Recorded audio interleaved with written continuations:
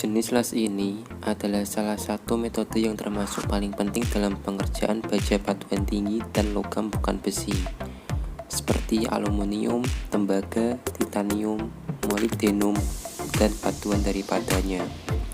Karena stabilitas busur yang tinggi, maka listrik atau GTAW adalah yang terbaik dari proses las listrik modern. Karena penyebaran panas yang berlebihan pada benda kerja dikurangi dengan adanya penambahan gas pelindung inert yang sekaligus sebagai gas pendingin. Las GTAW berasal dari Amerika Serikat, di mana pada saat itu, tahun 1936, dikenal sebagai argon ars welding. Di negara-negara berbahasa Inggris, las ini dikenal dengan sebutan listrik atau GTAW. Dalam kedua singkatan tersebut ditemukan kata tungsten. Itu adalah istilah dalam bahasa Inggris untuk wolfram. Sebutan tersebut didasarkan pada karakter komponen yang digunakan, yakni elektrodanya terbuat dari logam wolfram dan gas pelindung yang digunakan berupa gas inert. Sebuah keuntungan tertentu dari pengelasan GTAW adalah bahwa juru las tidak bekerja dengan elektroda yang habis sekali pakai.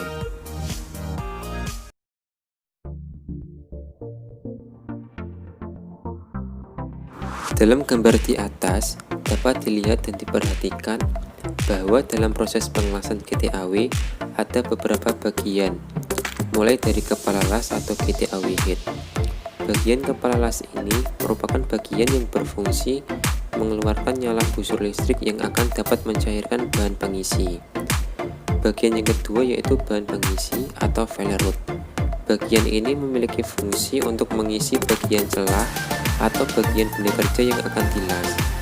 Failure rod ini pada saat proses pengelasan berlangsung akan mencair bersamaan dengan logam benda kerja atau logam induk yang kemudian akan bercampur dan membentuk sebuah kampung las. Bahan pengisi ini bisa juga disebut sebagai elektroda dikarenakan pada saat proses pengelasan, bahan inilah yang terkonsumsi untuk menempel dengan logam induk seperti yang terjadi pada elektroda pengelasan SMAW. Bagian yang ketiga yaitu alas tembaga atau cupersu. Bagian ini berstatus opsional, sehingga bagian ini boleh ada dan boleh tidak ada pada saat proses pengelasan GTAW. Hanya saja ketika bagian ini ada, maka akan lebih baik. Bagian yang keempat yaitu gas pelindung atau shielding gas. Gas pelindung ini berfungsi untuk melindungi bahan pengisi dari oksidasi dan reaksi dengan oksigen atau udara luar ketika dalam proses pengelasan. Dan gas pelindung ini dikeluarkan bersamaan dengan nyala dari busur listrik. Gas pelindung ini dapat menggunakan beberapa jenis gas. Gas yang bisa digunakan yang pertama yaitu argon, helium, atau campuran argon dan helium. Bagian yang kelima adalah meja las atau weld base. Meja las merupakan bagian utama yang berfungsi untuk meletakkan logam induk yang akan dilas, atau bagian ini sering disebut sebagai meja las, di mana meja ini dibuat dengan bahan konduktor sehingga arus listrik dapat tersalurkan. Bagian yang keenam yaitu tungsten elektroda. Bagian ini merupakan bagian yang berfungsi untuk menghasilkan nyala dari busur listrik yang akan digunakan untuk mencairkan bahan pengisi. Bagian yang ketujuh yaitu power. Power merupakan titik atau tempat di mana arus listrik disambungkan terhadap elektroda agar dapat menghasilkan nyala busur yang panas. Pada gambar di atas juga terdapat keterangan yang bertuliskan direction of weld, yang berarti arah pengelasan. Dan bagian yang menyala pada gambar di atas merupakan bagian di mana busur listrik menyala dan mencairkan logam induk dan bahan pengisi. Pada saat proses ini juga bersamaan keluarnya gas pelindung atau shielding gas yang akan melindungi bahan dari oksidasi.